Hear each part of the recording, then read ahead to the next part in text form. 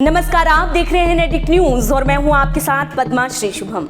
आज बात करेंगे बिहार की राजनीति की, लेकिन ये सिर्फ बिहार की राजनीति नहीं है। इसमें आप केंद्र से जुड़ी राजनीति भी देखेंगे, जहां पे बीजेपी शासित सरकार है।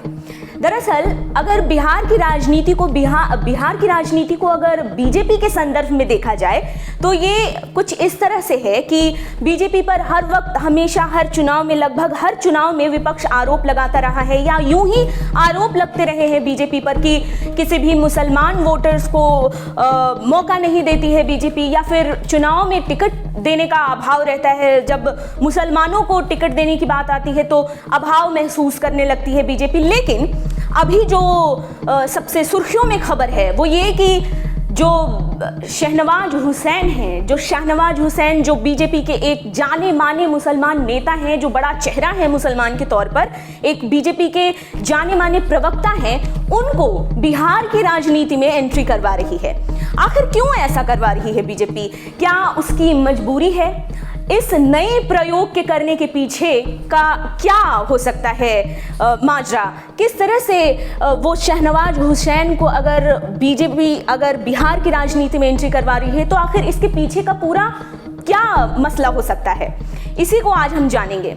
सबसे पहले हम जानते हैं कि शहनवाज हुसैन की राजनीतिक हिस्ट्री क्या रही है।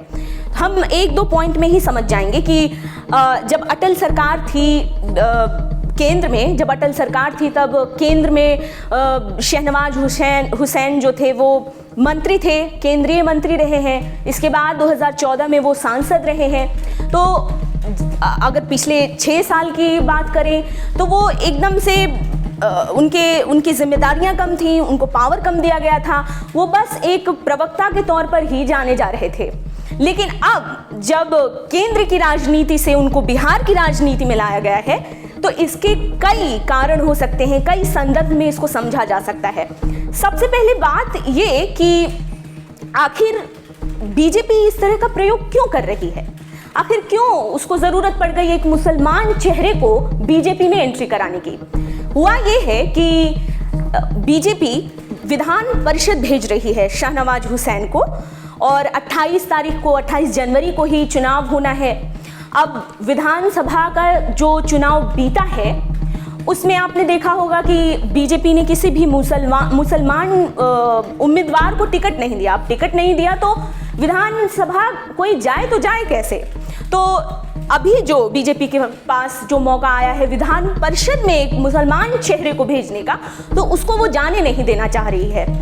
अब अगर विधानसभा चुनाव की ही बात की जाए तो जो मुसलमान कोर वोटर हैं, जो 17% जो 16% बिहार के जो मुसलमान वोटर हैं, वो बीजेपी के पल्ले ही नहीं आए। ऐसा भी समझ सकते हैं कि शायद बीजेपी को ऐसा डर हो रहा हो कि कहीं ये मुसलमान वोटर जो हैं वो छिटक न जाएं, कहीं हमेशा के लिए दूर न हो जाएं। अब हुआ ये है कि मुसलमान वोटर्स जो हैं बिहार के, या देश के संदर्भ में भी देखा जाए, राष्ट्रीय स्तर पर भी देखा जाए तो या तो कांग्रेस हो जाए या कोई और पार्टी हो जाए, इन सब से उनका मुसलमान वोटर्स का विश्वास अभी टूट रहा है। वो बीजेपी के साथ जाना नहीं चाहते, तो वो एक अलग अलग तरह के विकल्प ढूंढ रहे हैं। इसी तरह से बिहार में भी कुछ ऐसा ही हो रहा है। अब जो 16-17% जो मुसलमान वोटर हैं वो माने जाते हैं कि लालू प्रसाद यादव के वोटर्स हैं, आरजेडी के वोटर्स हैं, जो मुसलमान और यादव का जो मेल जोल है, जो ये वोटर्स हैं। लेकिन अभी जो बीते विधानसभा चुनाव में असदुद्दीन ओवैसी की एंट्री हुई तो आरजेडी के जो कद्दावर नेता हैं अब्दुल बारी सिद्दीकी, वो भी हार गए।